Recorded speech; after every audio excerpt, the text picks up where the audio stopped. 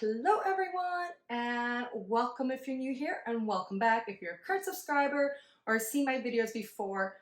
My name is Adriana. I'm a certified personal trainer, and here on my YouTube channel I talk about PCOS, share a little bit of my PCOS journey, as well as I share meals I like to cook, as well as gym/at-home workouts. And today we're going to be talking about two different styles of cardiovascular training. One is going to be LISS, which stands for low intensity steady state, and HIIT, which stands for high intensity interval training, what they are, how they affect PCOS, and which one's the best to do. So let's go ahead and get started. So we're going to first start off by explaining, I'm going to first start off by explaining what LISS and HIIT is. So LISS stands for low intensity steady state. It is a method of cardiovascular exercise that you do in low to moderate intensity. It's usually continuous and for a longer period of time. It's often referred to as low intensity exercise or steady state cardio. Some exercises, examples of these exercises are walking, jogging, running, cycling, swimming at lower intensities and for longer duration of time. So think of maybe cycling for 5 miles for a steady pace, or just walking about 2-3 miles. Those would be considered your LISS. Now, typically, your heart rate is going to be about 50 to 65% of your maximum heart rate during these exercises. Now, getting into HIIT. So HIIT stands for high intensity interval training. It's a method of cardiovascular training that involves short bursts of intense exercise alternated with recovery periods or lower intensity periods. Most HIIT workouts are about 10 to 30 minutes of duration and are about 70 to 90% of maximum heart rate.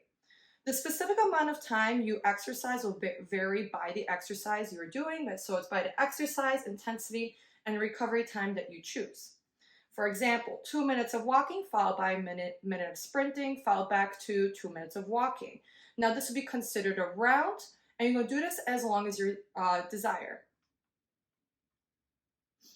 I got an itchy nose. Did not pick it. I just scratched my nose. I'm hoping my allergies don't get hit. But this would be considered a round or a rep and HIIT. So some examples of HIIT. So these are just some examples, but this is not really limited to, would be sprinting, cycling, rowing, or bodyweight exercises. So again, the way you're going to think about this is going to say, if we're going to take running, or sprinting, we're going to do this for like 30 seconds to a minute of like sprinting, then followed by 2 minutes of running. Cycling, or go as fast as you can for 30 seconds and then slow back down for about a solid minute or two, and then go back into going as fast as you can for 30 seconds. So how do these affect PCOS? So LISS, again, low intensity steady state, is great for PCOS, especially if you're just starting at the gym or a new exercise regimen. So LISS helps with your body's sensitivity to insulin, aids in weight loss, helps with stress, helps with muscle strength, and lowers the risk of cardiovascular diseases. HIIT. Now, before I get into HIIT, I want to preface that we all are individuals and we work/train at different intensities. This is going to be very important. So there's been multiple studies that have shown that HIIT has been effective in weight loss, body recomposition, insulin resistance, and VO2 max. You also burn more calories in a shorter period of time. This is all applied to PCOS, minus the calorie that's in general for the whole public. But when it came down to studies with PCOS, it did show the weight loss, body recompositions, insulin resistance improvement, and the VO2 max. Now, there is a con when it does come to HIIT. So HIIT can raise your cortisol levels and make your hormones worse. This will depend on the individual. So if your cortisol levels are high, I would avoid doing HIIT, because if you're stressed out or you're not getting enough sleep/rest, it would just raise the hell out of your cortisol levels and making your PCOS symptoms worse. Also, doing HIIT is not healthy for the average person to do on a daily basis unless you've trained so to do. For example, if you go to Orange Theory 5 days a week and you just start in a workout regimen, yeah, that's not great for the average person. You got to work yourself up into that level. Because when you start overworking your body, causing that inflammation, it's just going to wreak havoc in those hormones, which I probably mentioned like 3 or 4 times by now. But as a personal trainer, I would recommend starting off with steady state cardio and working your way up to HIIT. I would never just tell someone off the bat, like, we're gonna do a HIIT today. Like, you're gonna do 20 minutes of like 2 minutes of walking and some minutes. No, no, that's not a good idea. But especially with PCOS, you don't want to overtrain your body and make things worse and hinder your progress. That's also what happens when you're stressed out, your cortisol levels are really high.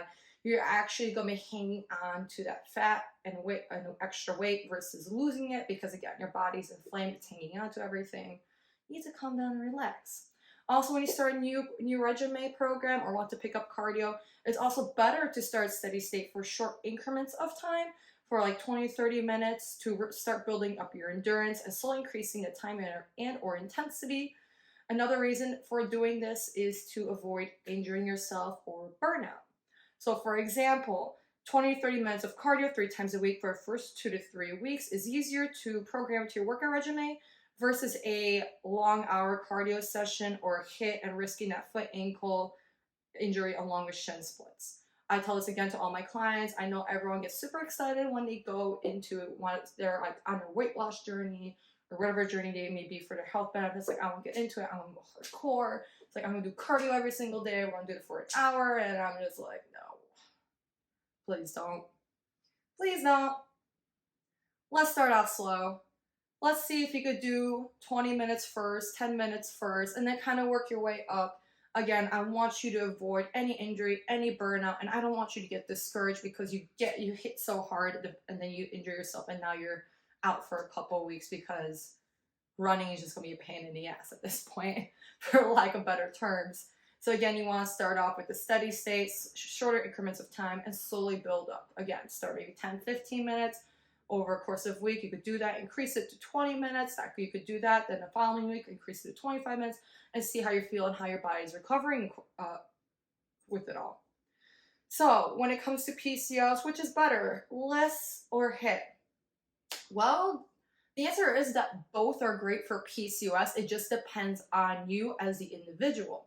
So repeating again what I mentioned earlier, if you're new or have high cortisol levels, start with the steady state. Also, if you're extremely stressed or not getting enough sleep and or recovery, do steady state. If you've worked up your endurance and can handle short bursts of energy without feeling burned out, you could mix some of the HIIT into your workout regimen. You could also do HIIT at lower intensities as well to help build endurance.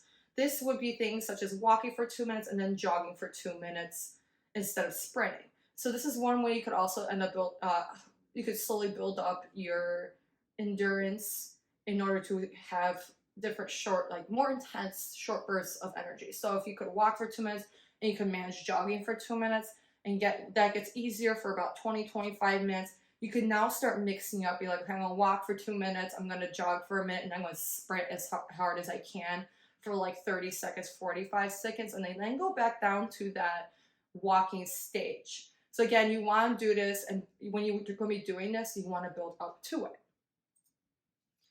So I'll put a personal story in on this.